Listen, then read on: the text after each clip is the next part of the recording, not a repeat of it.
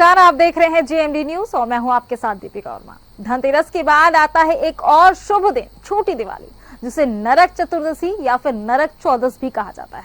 कहते हैं कि इस दिन यमराज की पूजा से दीर्घायु मिलती है और हनुमान जी की आराधना से हर संकट दूर होता है।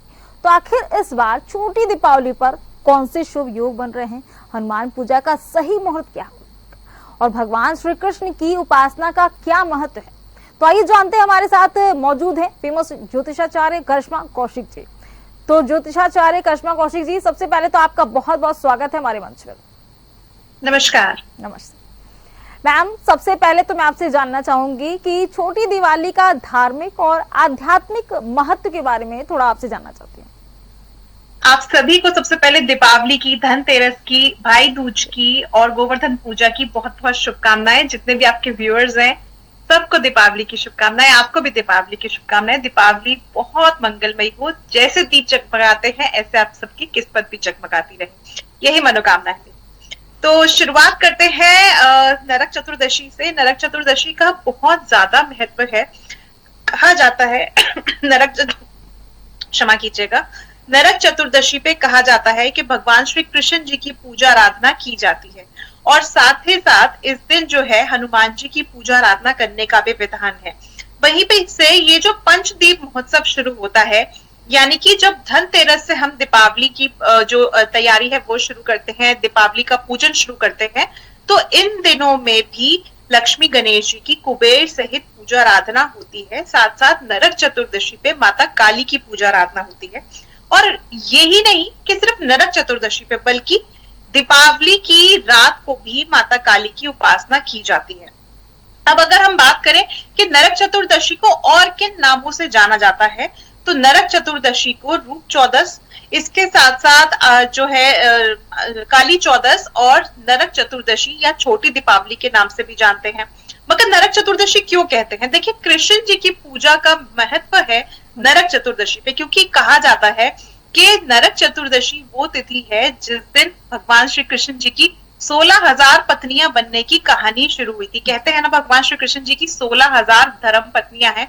वो इसीलिए कहते हैं क्योंकि यही वो दिन था जहां से भगवान श्री कृष्ण जी ने 16,000 पत्नियां जो है वो अपनी बनाई थी, उनसे विवाह किया था। क्यों किया था? देखिए, उसके पीछे एक बहुत बड़ा रीजन है, क्योंकि नरकासुर नामक एक राक्षस था जो कि 16,000 कन्याओं का अपहरण करके बंदी बना लिया था। और भगवान श्री कृष्ण जी ने नरक चतुर्दशी पे नरकासुर का वध किया था। तो जब 16,000 कन्याओं का अपहरण किया था नरकासुर ने, तो काफी दिनों तक जो है कन्याएं अपने घर नहीं लौटी थी, जिनके कारणवश माँ बाप जो है, उनके माता पिता बहुत ज्यादा चिंतित हो गए थे कि अब हम समाज में क्या मुंह दिखाएंगे, क्योंकि कन्या अगर घर से बाहर कुछ समय बिताती है तो ये माता पिता के लिए बहुत समस्याजनक बात हो जाती है। तो यही सब विषय रख करके जब कन्याओं के माता पिता ने कृष्ण जी के सामने समस्या रखी, तो कृष्ण जी ने कहा किसी भी कन्या पे दाग नहीं लगेगा, मैं हर एक कन्या को अपनी पत्नी स्वीकार करूंगा। और इसी तरह से इसी दिन से जो है नरकासुर का वध करके भगवान श्री कृष्ण जी ने अपनी 16,000 पत्नियों को स्वीकार किया था, यानी कि उन 16,000 कन्याओं को स्वीकार किया था। वहीं पे इस दिन जो है रूप चतुर्दशी मनाई जाती है। कहा जाता है अगर इस दिन जो है आप साज श्रृंगार करते हैं, साथ साथ अपनी खुद की बॉडी क्लेंस करते हैं, घर की साफ सफाई तो इस समय पे होती ही होती है, ये सब जानते हैं, मगर हम अगर इस समय पे अपनी खुद की साफ सफाई करते हैं, साथ संवरते हैं, और खास तौर से इस दिन उपटन लगाने के लिए बहुत खास दिन होता है, तो इस दिन उपटन लगाया जाता है। तो उपटन जब आप लगाते हैं तो आपके ऊपर एक अलग ही तरह का निखार आता है, आपका रूप जो है इस समय पे जो है वो निखार में आ जाता है। इसीलिए इस दिन जो है इसको रूप चौदस के नाम से भी जानते हैं। वहीं पे हनुमान जी की पूजा आराधना करने का भी विधान है। हनुमान जी की पूजा आराधना जो है वो क्यों की जाती है? देखिए, हनुमान जी का इस दिन जन्म महोत्सव मनाया जाता है। ये बहुत कम लोग जानते हैं, मगर जी हाँ, आप सब ये जरूर जानते होंगे कि हनुमान जी का जो जन्म महोत्सव मनाया जाता है वो चैत्र की पूर्णिमा पे मनाया जाता है। जब हम रामनवमी के बाद ठीक पूर्णिमा पे हनुमान जी का जन्म महोत्सव मनाते हैं, वो सभी जानते हैं। मगर ये भी बहुत बड़ा पर्व है जिस दिन हनुमान जी का जन्म महोत्सव मनाया जाता है। हनुमान जी का एक बार नहीं बल्कि 2 बार जन्म महोत्सव मनाया जाता है। कहते हैं कि जब हनुमान जी सूर्य को निगलने जा रहे थे तो हनुमान जी के ऊपर इंद्र ने, जो इंद्रदेव हैं, उन्होंने अपने वज्र से प्रहार किया था, जिसकी वजह से उनके जो वज्र है वो हनुमान जी की हनु पे लग गई थी, यानी कि थोड़ी पे लग गई थी, और वो तुरंत मूर्छित होकर के पृथ्वी पर आ गिरे, जिसके कारणवश उनकी जो हालत है वो बहुत ज्यादा नाजुक हो गई थी। जब अंजनी माता को पता चला ये बात, तो अंजनी माता ने तुरंत जो है महादेव का आवाहन किया, पवन देव का आवाहन किया, क्योंकि हनुमान जी को पवन पुत्र भी कहा जाता है। तो पवन जी का आवाहन किया और माता अंजनी ने उनसे प्रार्थना करी कि जो हनुमान जी हैं उनको मूर्छित होने से, उनको जो है मृत्यु के भय से बचाएं, और भगवान शिव ने उनको आशीर्वाद दिया हनुमान जी को कि आज से इनका एक नया जन्म है, और इनको जो अंजनी पुत्र हैं, पवन पुत्र हैं, केसरी नंदन है, इनको हनुमान जी के नाम से भी जाना जाएगा, क्योंकि इनके हनु पे यानी कि थोड़ी पे जो है प्रहार हुआ, तो इनके थोड़ी पे जो निशान बना है, जो चिन्ह बना है, उससे इनको हनुमान के नाम से जाना जाएगा।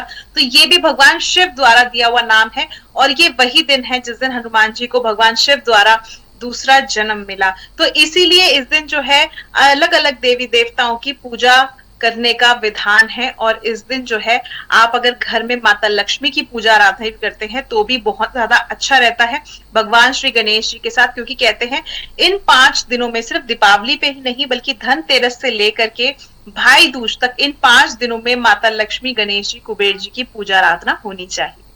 अच्छा करिश्मा जी, जैसा कि आपने कहा कि हनुमान जी की पूजा की बात आपने बताई, अब मैं यहाँ पे जानना चाहूंगी कि हनुमान जी और यमराज की पूजा का विशेष महत्व देखा जाता है, तो इसका क्या कारण है वो अब हमारे दर्शकों। देखिए यमराज जी जो है, अगर हम बात करें यमराज की, तो यमराज की केवल यही दिन होते हैं पूरे वर्ष भर में जिस समय पे यमराज का पूजन किया जाता है, क्योंकि देखिए यम का दीपक जो है धनतेरस से लेकर के और भाई दूज तक जलाया जाता है। ये जो केवल 5 दिन होते हैं, बहुत सारे लोग ये समझते हैं कि भगवान श्री राम के वनवास काट करके लौटने के बाद दीप जलाए थे लोगों ने, इसलिए दिवाली बनाई जाती है, मगर ये तो एक जो है कथा है ही है। जब भगवान राम जी अयोध्या लौटे थे वापस 14 वर्ष के वनवास के बाद, रावण का वध करने के बाद, तो दीपावली मनाई ही गई थी, दीप जलाए गए थे, मगर इसके पीछे अलग अलग तथ्य भी हैं। यानी कि इन 5 दिनों में बहुत सारी ऐसी चीजें हुई अलग अलग समय पे, जिसकी वजह से अलग अलग कथाएं इन 5 दिनों से जुड़ गई। अब जैसे हम यम की बात कर रहे हैं, तो यमराज जी की जो कथा है, अगर हम बात करें धनतेरस को लेके, तो ये जो पंचदीप महोत्सव शुरू होता है यम से ही शुरू होकर के और यम पे ही खत्म होता है। यम का मतलब सबसे पहले हमें समझना होगा, यम का अर्थ होता है संयम, यानी कि किसी भी चीज के लिए धैर्य रखना, संयम रखना, हमें अपने अंदर कॉन्फिडेंस रखना कि किसी भी चीज के लिए हमें अपने अंदर संयम बना के रखना है। तो एक तो ये चीज हुई। दूसरी चीज, अब यम का दीपक जो है धनतेरस पे जलाया जाता है। कहते हैं जब यम का दीपक हम धनतेरस पे जलाते हैं तो किसी भी प्रकार से जो परिवार होता है उसको अकाल मृत्यु का भय नहीं रहता, किसी भी सदस्य को, चाहे वो बीमारी की वजह से हो, चाहे वो एक्सीडेंट्स की वजह से, चाहे वो किसी अन्य प्रकार की वजह से हो। तो ये जो अकाल मृत्यु का भय है ये घर से दूर रहता है। इसीलिए हर व्यक्ति को अपने घर के मुख्य द्वार पे, खासतौर से जो महिला है, जो गृहस्थी को संभाल रही है, जो घर की लक्ष्मी है, उनको घर के बाहर दक्षिण दिशा की तरफ मुख करके, अब देखिए यहाँ पे लोग थोड़ा सा कंफ्यूज जाते हैं कि घर के साउथ डायरेक्शन यानी कि घर की दक्षिण दिशा में जलाना है या घर के बाहर जलाना है। तो देखिए यम का दीपक है, ये घर के अंदर कभी भी नहीं जलता, आप इस चीज को समझ लीजिए। यम का दीपक हमेशा घर से बाहर ही जलता है और घर से बाहर दक्षिण दिशा की तरफ मुख करके चलता है। अब आप जो है घर के बाहर अपने जब चौखट पे खड़े होंगे तो आप जो है कंपास से देख सकते हैं कि साउथ डायरेक्शन किस तरफ पड़ रही है, उधर की तरफ ही आप जो है दीपक उस तरफ मुंह करके जलाएं तो बेहतर रहेगा। साथ साथ ये जो दीपक है सरसों के तेल का जलाया जाता है। क्यों जलाया जाता है ये भी मैं आपको बताती हूँ, क्योंकि यमराज जो है वो शनि देव के भाई है। जैसे शनि देव को न्यायाधीश देवता कहा गया है, कर्म फल दाता कहा गया है, ऐसे ही यम को भी मृत्यु का दाता, कर्म फल के अधिपति कहा गया है। तो इसीलिए इनको भी सरसों के तेल का दीपक ही जलता है, जैसे हम शनि देव के लिए सरसों के तेल का दीपक जलाते हैं। साथ साथ इस दिन जो है आप दीपक जलाएंगे, मगर कुछ लोग सोचते हैं सिर्फ धनतेरस पे ही ये दीपक जलाया जाता है। तो मैं आपको बता दूं, धनतेरस से लेकर के और भाई दूज तक ये दीपक जलाया जाता है, क्योंकि जब हम भाई दूज मनाते हैं, जब हम अपने भाइयों के कलाई में रक्षा सूत्र बांधते हैं, उनको तिलक करते हैं, उनको घर पे बुलाते हैं, तो भी इसकी कथा जो है यमराज जी से ही जुड़ी रही है और उनकी बहन यमुना से जुड़ी है। अगर मैं इस कथा की बात करूं तो यहाँ पे यम और यमी की हम बात करेंगे, यानी कि यमुना मैया की और यमराज देवता की। तो हम जो इनकी बात करेंगे, तो जो ये यमुना मैया है यानी कि यमी जो है, इनके विवाह के बाद ये अक्सर अपने भ्राताश्री यानी भाई को, यमराज जी को बुलाया करती थी। तो यमराज जी नहीं आते थे, क्योंकि यमराज जी जो आते हैं वो केवल जो है किसी कारण से ही आते हैं, उद्देश्य से ही आते हैं, ऐसे नहीं आते। और वो हर कोई जानता है यमराज किस उद्देश्य से आते हैं, तो इसीलिए यमराज जी नहीं आते थे। परंतु जो यमी है, जो यमुना मैया है, उन्होंने बहुत प्रेम भाव से यमराज जी को अपने घर पे बुलाया और उनको भोजन करवाया।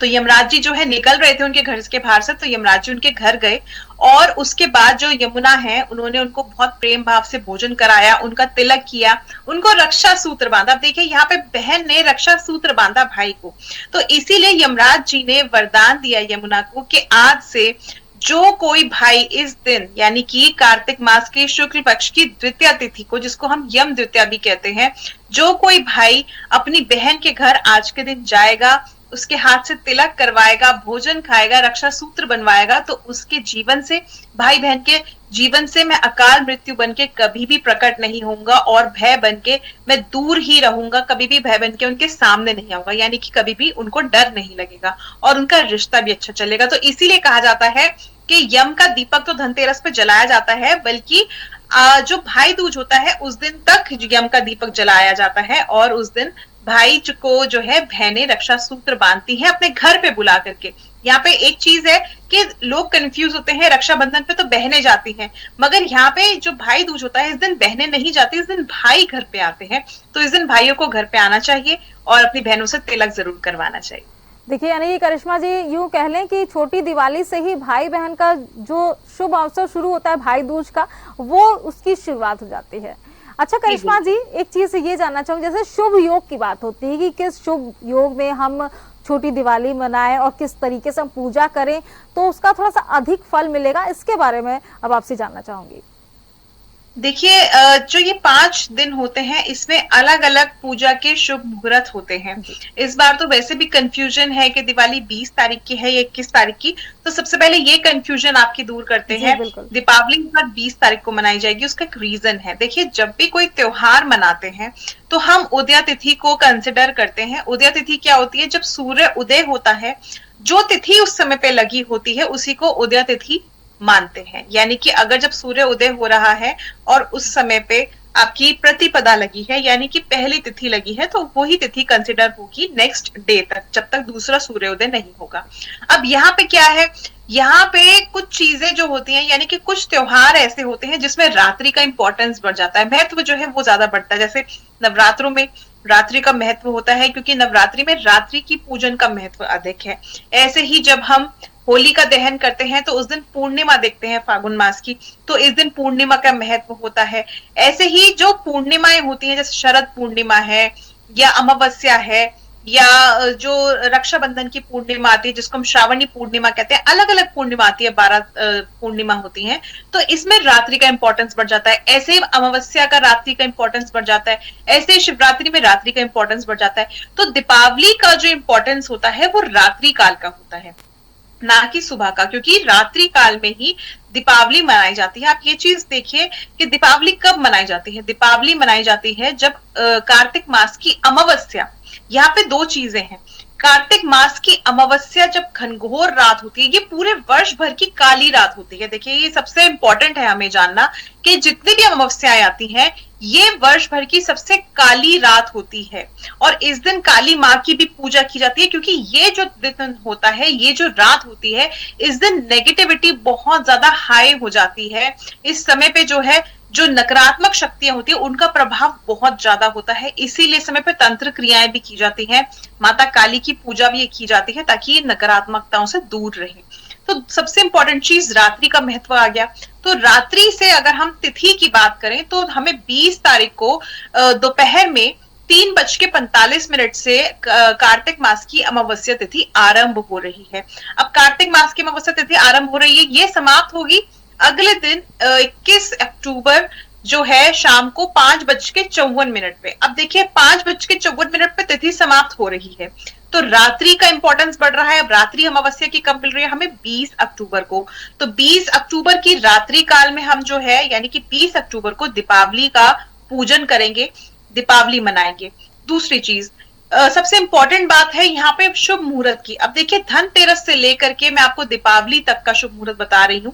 धनतेरस पे जो है ये कंफ्यूजन फिर भी है, क्योंकि धनतेरस लोगों को कंफ्यूजन है 18 तारीख को मनाया जाएगा या फिर जो है 19 तारीख को मनाया जाएगा। तो धनतेरस की रात्रि का भी इंपॉर्टेंस होता है। जैसे मैंने आपको शुरुआत में बताया कि यम का दीप जलाया जाता है, इस दिन दीप दान किए जाते हैं, खासतौर से यम का दीप दान किया जाता है, तो इसीलिए रात्रि का इंपॉर्टेंस बढ़ रहा है।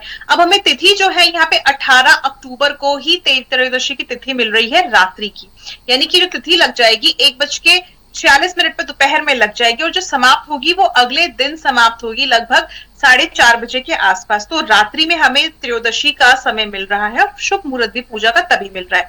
तो इसलिए हम त्रयोदशी के जो 13 दीपदान करेंगे वो 18 अक्टूबर को करेंगे।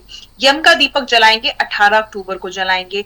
अब अगर पूजा के शुभ मुहूर्त की बात करें तो 18 अक्टूबर को पूजा का जो शुभ मुहूर्त रहेगा 6:01 से लेकर के 7:23 तक का पूजा का शुभ मुहूर्त रहेगा, जिस तरह में आप धनवंतरी जी की पूजा, कुबेर जी की पूजा, लक्ष्मी गणेश जी की पूजा कर सकते हैं।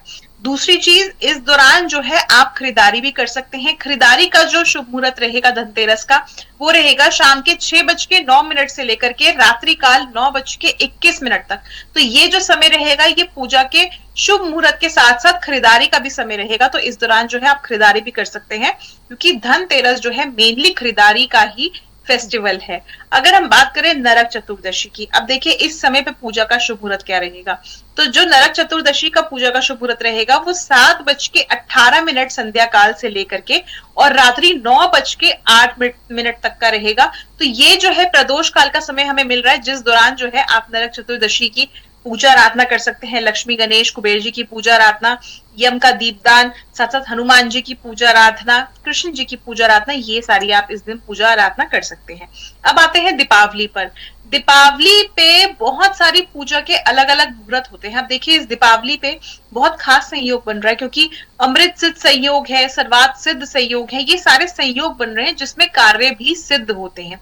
नो मैटर्स अमावस्या है मगर दीपावली है, तो जिस दिन आप ये कार्य करेंगे तो आपके सभी कार्य सिद्ध भी होंगे। अब यहाँ पे जो पूजा का शुभ मुहूर्त हमें मिल रहा है वो मिल रहा है शाम का 6:08 से लेकर के 8:23 तक का शुभ मुहूर्त है, जिसमें आप लक्ष्मी पूजन करेंगे। वहीं पे इससे ज्यादा इंपॉर्टेंस, जो हम पूजा के शुभ मुहूर्त की जब बात करते हैं तो हम स्थिर लग्न की बात करते हैं। स्थिर लग्न दो है, यानी कि एक सिंह लग्न हो गया, एक आपका वृषभ लग्न हो गया। तो वृषभ लग्न में जो है संध्या काल में जो लक्ष्मी जी की सात्विक पूजा है, गणेश जी की जो सात्विक पूजा है वो की जाएगी। अब देखिए जो ये पूजा आराधना की जाएगी, जो वृषभ लग्न का स्थिर मुहूर्त रहेगा वो रहेगा शाम के 6:01 से लेकर के रात्रि 8:48 तक का। तो ये तो हो गया आपका वृषभ लग्न का स्थिर मुहूर्त, जिसमें आप स्थिर लग्न में पूजा आराधना करेंगे। साथ साथ मैंने आपको लक्ष्मी पूजन का मुहूर्त भी बताया। तो इस दौरान घर परिवार में पूजा आराधना कर सकते हैं। दूसरी चीज, अगर हम बात करें रात्रि काल की, जिसको कहते हैं महानिशित काल में दीपावली की रात को पूजा आराधना की जाती है, जो कि अगेन हम बात करें स्थिर लग्न की, जिसमें सिंह लग्न हमें मिल रहा है। तो ये जो लग्न रहेगा रात्रि यानी कि देर रात्रि 21 अक्टूबर लग चुकी होगी 1:14 से लेकर के, और देर रात्रि यानी कि सुबह जो है 3:18 तक का शुभ मुहूर्त रहेगा, जिस दौरान तांत्रिक पूजा की जाएगी, माँ काली की पूजा आराधना की जाएगी, माता लक्ष्मी की जो है उल्लू वाहन के साथ जो है वो पूजा आराधना की जाती है। और साथ साथ इस दिन जो है इस समय पे यानी कि जो अलग अन्य तांत्रिक क्रियाएं हैं वो की जाती हैं। तो ये सारा जो मुहूर्त है ये दीपावली की रात को यानी 20 अक्टूबर की रात को मिल रहा है। इसके अलावा अगर हम 21 अक्टूबर की बात करें, क्योंकि 21 अक्टूबर को जब सूर्य उदय होगा तो अमावस्या तिथि रहेगी, इसलिए कुछ लोग 21 अक्टूबर को दीपावली कंसिडर कर रहे हैं।